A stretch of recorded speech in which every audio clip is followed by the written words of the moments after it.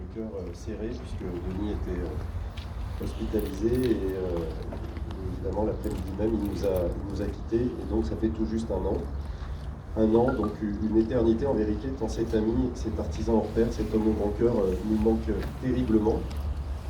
Denis Morin n'est plus, mais pour notre bonheur restent nos souvenirs, celui de sa gentillesse et de son humanisme, mais aussi ceux d'un boulanger de génie tout autant qu'un élu très engagé pour notre ville. Un homme toujours aimable, souriant et à la chaleur débordante, au rire débordant dont on se souvient tous. Chez Denis, tout tournait toujours autour de son invariable sourire et de sa joie de vivre exceptionnelle, de croquer la vie à pleines dents. À son contact, nous ressentions tous quelque chose comme un flottement heureux dans l'air et cette sorte d'optimisme joyeux que l'on retrouve chez ceux qui ont tout donné. Car oui, chacun ici sait que tout ce que Denis a su nous donner et qui est désormais inscrit en nous. Ces moments merveilleux passés avec lui, nous ne les oublions pas. Avec eux, nous mesurons ce que notre ami représentait pour nous, ce qu'il nous inspirait, ce qu'il parvenait à éveiller en nous et révéler tout autant de nous. Générosité, cœur, amour, voilà les mots que Denis avait choisi d'allier à sa vie avec un enthousiasme gourmand, à la mesure de l'investissement total qu'il mettait dans tout ce qu'il entreprenait, y compris dans l'exercice de ses mandats d'élu. Combien de fois il a fallu le freiner et lui dire qu'il n'arriverait pas à tout faire. Conseiller municipal dès 1995, il ne compta jamais son temps pour notre ville, pour l'office de tourisme, pour Valence en gastronomie festival, pour la création de la confrérie du Suisse ou pour le lancement du monde du goûter. Dans sa vie d'homme public comme dans toutes ses autres vies, engagé pour le bien commun, il fut un véritable artiste au service de Valence et de ses habitants. Et si la grandeur de l'artiste est de penser et de faire en même temps, Denis aura pensé et fait comme un vrai poète, sachant dire ensemble le jour et la nuit, les rires et la joie, le pain et le vin, la famille et les amis. Succéder à un si grand homme à la direction d'une maison historique n'est sûrement pas chose aisée, mais cette histoire est vieille comme l'humanité. Elle porte le nom de transmission. Grâce à elle, rien ne meurt jamais. C'est pourquoi aujourd'hui encore, c'est le même respect des équipes, des produits et du savoir-faire que nous continuons à retrouver à travers nos Suisses, nos Pognes, nos viennoiseries, nos panettone de chez Nivon.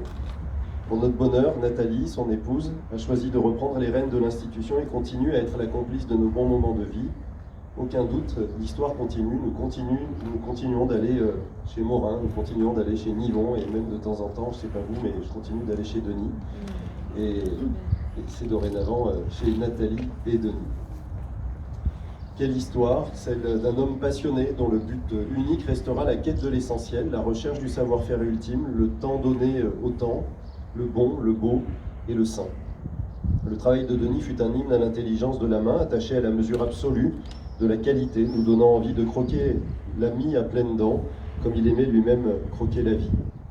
Et si personnellement son visage et sa voix ne me quittent pas, c'est que, comme je le disais déjà il y a un an, pour les honnêtes hommes, la mort ne les tue pas. Aussi, j'en ai la certitude, la nuit prochaine, des centaines de souvenirs lumineux viendront éclairer le ciel de Valence, comme autant de lucioles sorties de la nuit pour accompagner nos rêves de sucre caramel, de pralines et de fruits confits, mais aussi et surtout d'amitié forte. Je veux absolument associer à cet hommage son papa, Jacques, qui nous a quittés quelques jours ensuite. Et puis vous me permettrez d'associer aussi, parce qu'on est à Valençol et que c'était vraiment un homme important pour nous tous, enfin pour tous ceux qui l'ont côtoyé, et on est nombreux à l'avoir fait, René Bénistan qui s'est éteint il y a quelques jours. On pense tous très fort à Gisèle. Ils étaient René très investis dans notre engagement public, et son épouse Gisèle a été conseillère municipale à nos côtés, donc on pense à elle. Et on pense évidemment très fort à notre ami Denis qui est toujours vivant en nous. Vous savez et vous voyez que ce gymnase portera son nom, c'est une grande fierté. D'abord c'est une grande fierté parce que c'est la région Auvergne-Rhône-Alpes qui a décidé de ce projet, qui a décidé de le baptiser ainsi. On aura l'occasion de l'inaugurer dès que les conditions sanitaires le permettront, dès qu'on sera dans une période aussi un peu moins sensible, puisque chacun aura repéré qu'on est dans un calendrier particulier. Mais voilà, Denis nous aura marqué très fort, il aura marqué Valence très fort, et c'était finalement la moindre des choses qu'un équipement d'ampleur, d'envergure, qui se voit beaucoup en plus quand on passe sur cette départementale, porte son nom. Et donc je suis très fier d'être aujourd'hui entouré de Nathalie à mes côtés, et puis de Denis, et puis comme il se doit, on partagera un petit morceau de Suisse tout de suite après, qui est ici, là, qui vous attend. de la maison Nivon. Voilà. Merci à tous d'être présents. On va juste se recueillir un petit instant parce que je n'étais pas amoureux des moments tristes, Denis. Et puis après, on applaudira tout simplement pour lui envoyer un petit message comme on l'avait fait il y a un an.